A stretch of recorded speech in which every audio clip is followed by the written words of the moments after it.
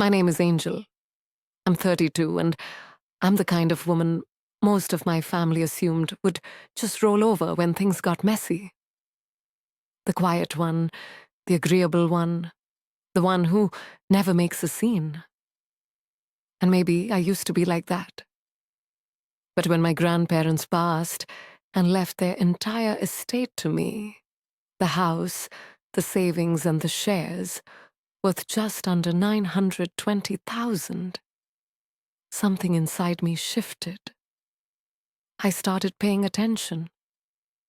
I started listening more closely. And most importantly, I started planning because I knew exactly what kind of people I was related to. My brother Tyler is 3 years younger than me. Flashy, loud, charismatic, the kind of guy who can lie to your face and still get you to loan him $5,000 for a sure investment. He'd gotten away with so much over the years. Credit cards in Mom's name, a borrowed car that mysteriously vanished. And every single time, Mom bailed him out. Said he was just figuring things out. But me, I was always expected to be the responsible one, the backup plan, the safety net. And I was done playing that role. When Grandpa passed away 2 years ago, a year after Grandma, he left the estate solely to me. I wasn't surprised. I had been their caretaker when no one else bothered to call, much less visit. I drove them to their appointments, handled the grocery runs, managed the never-ending paperwork. Tyler, he'd show up on Christmas morning, take photos for Instagram, and vanish until the next holiday. But when the will was read, and my name was the only one on it, I saw the look my mom gave me. That tight-lipped, disappointed twist of her face, like I had taken something that wasn't mine. That was the moment I realized the storm was coming. The house was the big piece, a gorgeous old Victorian with deep red bricks, tall windows, and ivy crawling up the sides, like something out of a movie. It was a historic property passed down through 3 generations, and my grandparents had kept it in near-perfect condition. The neighborhood had exploded in value over the last decade. Every house around it had been gutted and flipped, but my grandparents never sold. And now it was mine. I didn't move in right away. I kept my apartment across town and quietly worked on getting everything in order. I had the house appraised, talked to an estate attorney, and set up a trust. Not just for the house, for everything. I didn't tell anyone. Not Tyler, not Mom, no one. I kept the original deed in a secure location, and I placed the entire property, title, assets, and savings into an irrevocable trust with me as the trustee. I even moved the utilities under a business name tied to the trust. It cost some extra fees, but I didn't care. I knew my family too well. I knew they'd try something. For a while it was quiet. Too quiet. Tyler texted a few times, asking if he could use the pool. It doesn't have one. Mom dropped hints about how unfair it was to leave everything to just one person. She even said, well, your brother was always Grandpa's favorite, you know? As if that meant something. I just nodded and changed the subject. I didn't argue. I didn't correct them. I let them believe I was being naive, that I hadn't taken precautions. The tension really kicked off last month. Tyler started posting vague stories on social media. Big things coming, next chapter loading, that kind of nonsense. Then one Saturday, I was at the house doing yard work.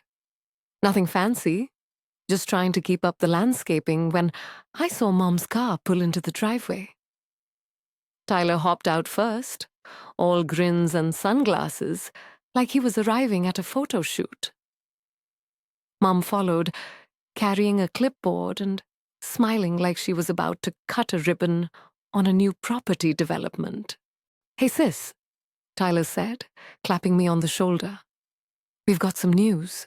I just raised an eyebrow. Mom stepped forward. "We spoke to a lawyer. It turns out the house should have gone to both of you. Your grandfather made a mistake not updating the will after your grandmother passed. But don't worry, we handled it." I stared at her. Handled what exactly? Tyler pulled out a folded paper from his back pocket and waved it in the air. "We had the house title transferred to my name. It's already done. You're going to need to be out by Friday, but no hard feelings, right? We'll give you time to grab your stuff." I didn't say anything for a moment, just looked at them, one then the other, taking in their smug faces, the pure audacity. My heart wasn't racing. I wasn't panicking. Honestly, I almost laughed because they really thought I was that stupid. I gave them a smile. Small, polite, the kind that makes people nervous. "You really think I'd let that happen?" Tyler laughed like I'd told a joke. "It's already happening, sis. You've been living in fantasy land for too long." Mom stepped in, softening her tone like she thought it would help. "We're not trying to be cruel, Angel. It's just practical. Tyler can manage the property. Maybe flip it. You've got your own place anyway. This way, everyone wins." I didn't argue. I just nodded slowly and said, "Got it." 2 days later, they came back, this time with a moving truck and a pair of hired movers. I'd been expecting it. They pulled into the driveway like they owned the place, laughing and shouting at each other. Tyler was in the passenger seat, sipping a coffee, and Mom was directing the movers toward the front door. But then they saw the porch. I was standing there, arms crossed, beside a tall man in a navy suit. He was holding a thick folder and wore a badge clipped to his belt. The folder had my trust name on the front, a name they didn't recognize yet. The badge was real, the suit was real, and the man, he was from the county office of property records. They froze. Tyler stepped out first, confused. "What's going on?" I didn't say a word. The man in the suit did. The man beside me, Mr. 11, cleared his throat with the calm authority of someone who has done this too many times to be rattled by theatrics. He held the folder under one arm and glanced down at the paper in his hand before speaking in a firm but neutral tone. "Are you Tyler Green?" he asked.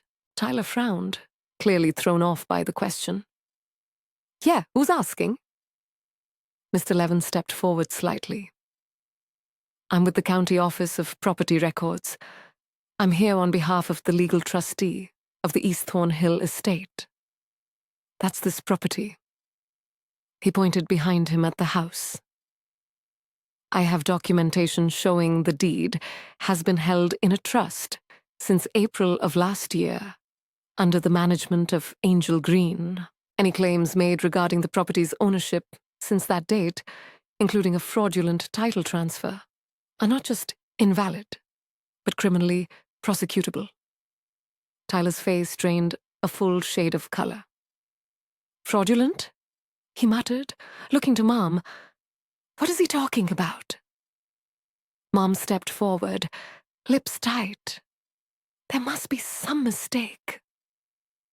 We had a lawyer look at the old deed. It was still in Grandpa's name. We assumed. "You assumed wrong," I said, finally breaking my silence. I never left the property in my name directly. It's owned by a trust. That's why you couldn't find any record in the public logs. You went to some shady title mill and tried to fake a transfer based on an outdated document. Mr. 11 nodded. I've already filed a fraud report on the attempted title claim. Normally, we'd send a warning first. But given the circumstances, bringing movers, threatening occupancy, trying to evict the legal trustee, we're skipping straight to enforcement. Tyler blinked. Enforcement? I turned slightly toward him and spoke more plainly. It means if you set one foot in this house without my permission, again, you're trespassing. And if you try to tamper with the trust or any of its assets, you're looking at charges. Multiple. For a long, awkward second, no one said a word. The movers were standing halfway between their truck and the porch, looking at each other like they'd walked into a domestic minefield. One of them coughed and slowly started backing away toward the van. Tyler finally found his voice. You're seriously doing this to family? My voice was calm. Too calm. Family. You showed up here with a forged title and a moving crew. You tried to steal my home. The one thing Grandpa and Grandma wanted me to have. Don't talk to me about family. Mom's jaw clenched. They were confused, Angel. They didn't understand. No, I said sharply, cutting her off. You didn't understand. You thought I'd be the same pushover I was at 20.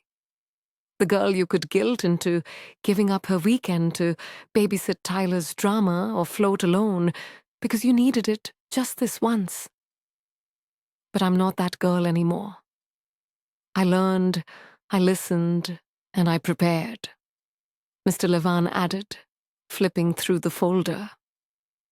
Also, just so it's clear, we've alerted the local precinct. If either of you attempt to return under the guise of any property claim, there will be a file ready to go, civil and criminal. Tyler's eyes flashed, but he said nothing. He turned to the movers and snapped, We're leaving now. He didn't look at me again. Mom lingered for half a second, her mouth slightly open like she wanted to say something. Maybe one last manipulation attempt, but nothing came out. She followed him without another word. The truck pulled out of the driveway, and I watched the tail lights disappear down the hill. It was quiet again, that heavy kind of quiet that falls after a confrontation that's been building for years. Mr. Levin handed me a copy of the filed report and said, Call if they come back. I thanked him, and after he left, I just stood there for a while, on the same porch where I used to sit with Grandpa and listen to him talk about knowing your people. Not just their words, but their patterns, their habits. He used to say, Don't judge people by what they say in a moment. Judge them by what they do when they think you're not watching. He was right. I had watched, and I'd finally acted. But that wasn't the end, because 3 days later, I received a letter. One typed formal and signed from a different lawyer, one hired by my mother. In it, she claimed emotional distress and argued that as a direct descendant, she had a moral and familial right to a portion of the estate. She demanded compensation for the mental anguish caused by being excluded, and attached to it a list of what she considered reasonable reparations. $150,000 in cash, joint ownership of the family home, and a monthly allowance until further notice. I stared at the paper, numb at first. Then my hands began to shake, not with fear, with fury. because she wasn't finished. And now, neither was I. I must have read that letter 6 times in silence before setting it down on my desk. The first few readings, I tried to make sense of it, to believe that maybe she didn't mean it the way it sounded. But by the 6th read, there was no more room for denial. My mother, my own mother, had put her name on legal stationery and tried to bill me for not letting her and Tyler steal what my grandparents entrusted to me. It wasn't even the money that got to me. It was the sheer entitlement, the gall to call this whole thing a misunderstanding one day, and then send me a formal demand for $150,000 the next. Like this was just some business dispute between strangers. And the phrase that stuck in my mind, echoing louder than anything else in the letter, was familial obligation, as if loyalty only flowed one way, upward toward them. As if I was born to give, and they were born to take. I didn't respond immediately. I knew better than to react emotionally. I called Mr. Levin, who put me in touch with a sharp estate attorney named Sonia Cruz.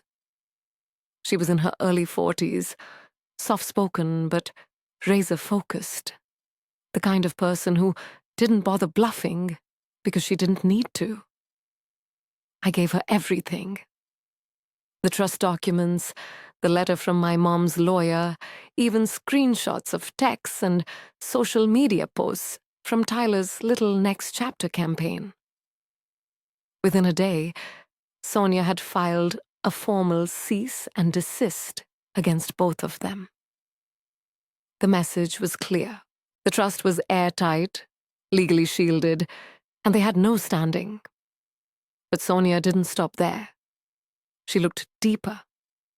She discovered that Tyler had forged multiple signatures when attempting the bogus title transfer. He'd even used a notary stamp, fake of course, and filed it through a sketchy online registry in another state, hoping it wouldn't be noticed in our county records. Sonia contacted a fraud investigator with the county DA's office. Turns out they were already looking into that registry for other forged filings. Tyler had just unknowingly become the low-hanging fruit on their case file. I still hadn't told them I knew. I figured if they wanted to keep pushing, I'd let them keep digging the hole. And dig they did. 2 weeks after the cease and desist, I got another letter. This one was less formal. It came directly from my mother, typed, but clearly her voice full of passive-aggressive phrases like, "After all I've done for you, you were always the quiet one, and I raised you to be better than this." She ended it with, "You can end this all right now by just doing the right thing. Family should never need lawyers to settle what love and understanding can resolve." I didn't even bother responding. Sonia advised me not to. Instead, I forwarded the letter to her, and she added it to the growing file we were assembling, one that could be used if we needed a restraining order later on. And then came the kicker. One morning, I walked out to my mailbox and found a folded flyer stuck into the door handle.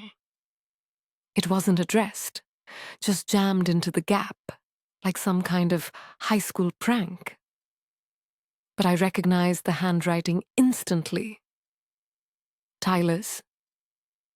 The note said, "Hope you're enjoying playing Queen of the Castle. Just remember who's really got your back when the money runs dry." I laughed. Not a big laugh, not loud, just one of those quiet, tired laughs that comes out when you realize someone really doesn't know how far you've outgrown them. I took the note inside, scanned it, and added it to the file. But I also made a decision right then. I wasn't just going to defend myself anymore. I was going to push back. Tyler was already being looked at for real estate fraud, but Sonia pointed out that if we could prove intentional malice or harassment, we could escalate things. And while criminal courts would do their part, there was another arena where Tyler could really be hurt. His credit, his record, his job. He'd recently landed a position at a boutique real estate firm, one of those flashy places that put more effort into their Instagram account than their compliance policies. I did a little digging of my own and found out they prided themselves on transparency and ethical property transfers, which made me wonder, would they be proud of someone who tried to steal a house with forged paperwork? But I didn't act impulsively. I waited, because then something strange happened. Something I hadn't anticipated. My cousin Megan, who I hadn't spoken to in years, reached out to me out of the blue. She messaged me on Facebook. "Hey, can we talk? Your mom's been calling people in the family saying some things. I figured I should let you know." We met for coffee the next morning. Megan was always the no-nonsense one. Straight shooter. And that hadn't changed. She showed me texts, voicemails, even a group chat with two of our other cousins. Turns out, my mother had started spreading a story. According to her, I had manipulated Grandpa in his final years, convinced him to change the will while he was mentally declining. She even hinted that I had taken advantage of him emotionally, legally, maybe even medically. It was an all-out smear campaign. I felt sick. That's when I knew this wasn't about the house anymore, or the money, or even Tyler. This was about control. My mother couldn't stand that I'd said no, that I'd protected something, anything from her grasp. And now she was going to try to ruin me for it. Megan looked at me across the table and said, "I don't believe her. Neither do Jamie or Chris, but she's not going to stop. She's calling everyone." I nodded slowly, heart beating harder than I wanted it to. "Thanks for telling me." I didn't sleep much that night, because that was the moment I realized if she was willing to lie to the entire family about me, to assassinate my character, just to pressure me into giving up what was legally mine, then I had to be willing to finish this, not just for me, but to make sure she and Tyler never did this to anyone else again. And what I did next, let's just say, it didn't end with lawyers. I spent the next 2 days in my study planning.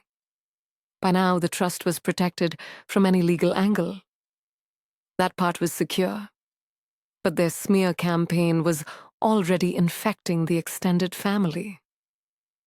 My cousin Megan's warning had come just in time, but the damage was spreading fast. I started getting vague texts from distant relatives, things like, "Just wanted to check in," or "Heard some stuff. Hope it's not true." It was clear my mother had been busy. She wasn't just trying to take the estate. She wanted to destroy my reputation so thoroughly that no one would ever believe my side of the story. And if I let that happen, I knew what would come next. Pressure from relatives, whispered guilt, gaslighting from every corner of the family tree. Eventually, they'd try to force me to be the bigger person and hand over something for the sake of peace. I could see the trap they were setting. I wasn't going to walk into it, so I built my own. Sonia, my attorney, helped me prepare a legal declaration, a statement of facts supported by all the evidence we'd gathered.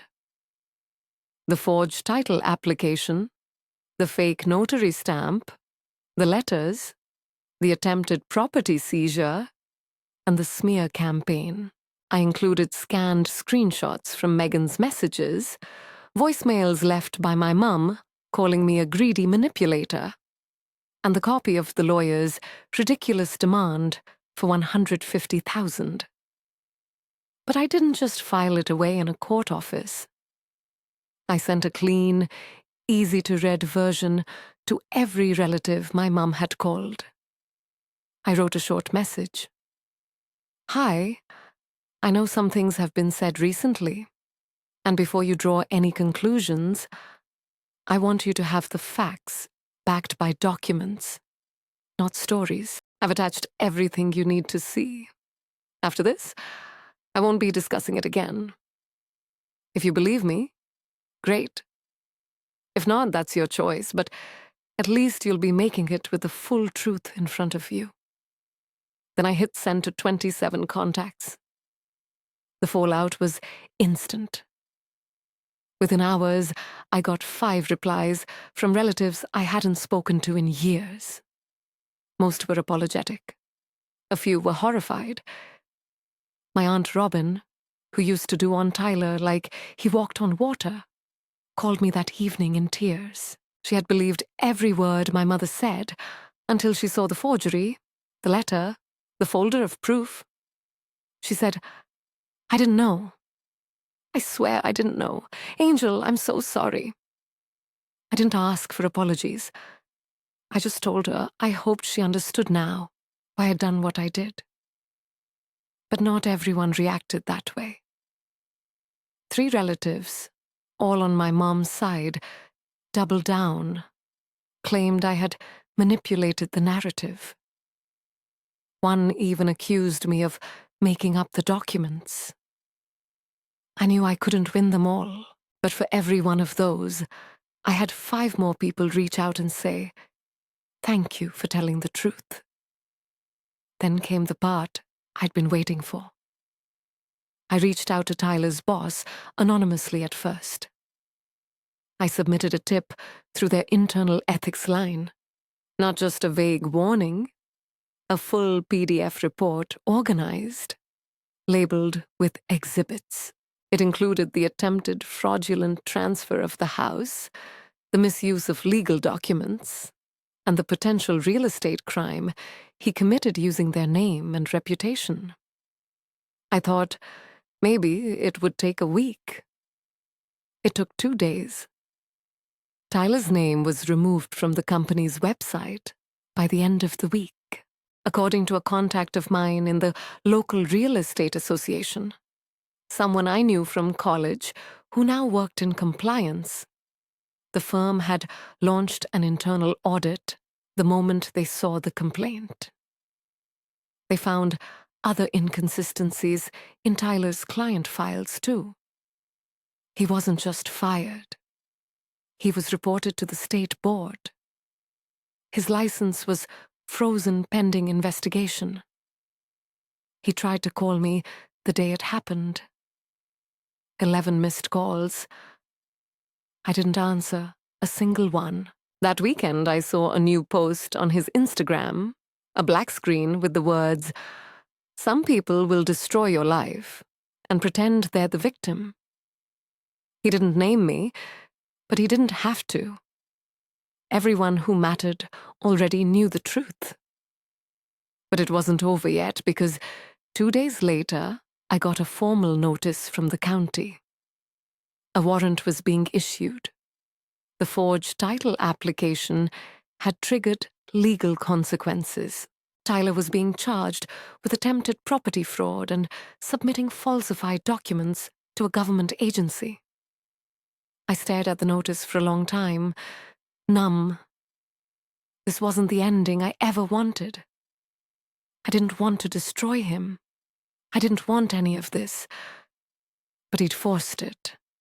And now there were consequences. He was arraigned quietly. No headlines, no big scene, just a court date, a lawyer he couldn't afford, and a future full of legal headaches. He wouldn't go to prison, Probably just probation, fines, maybe community service. But the record would follow him. Jobs would be harder to find, trust harder to rebuild.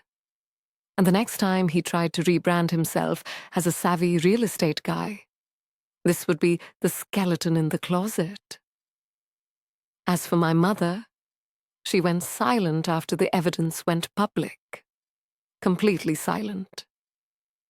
She didn't reach out, didn't apologize, didn't ask for money again. But one afternoon, about 2 months later, I got a letter in the mail. Not from her, from her attorney. A carefully worded note stating she was withdrawing all pending legal claims regarding the estate and respectfully requesting no further contact. In other words, she gave up.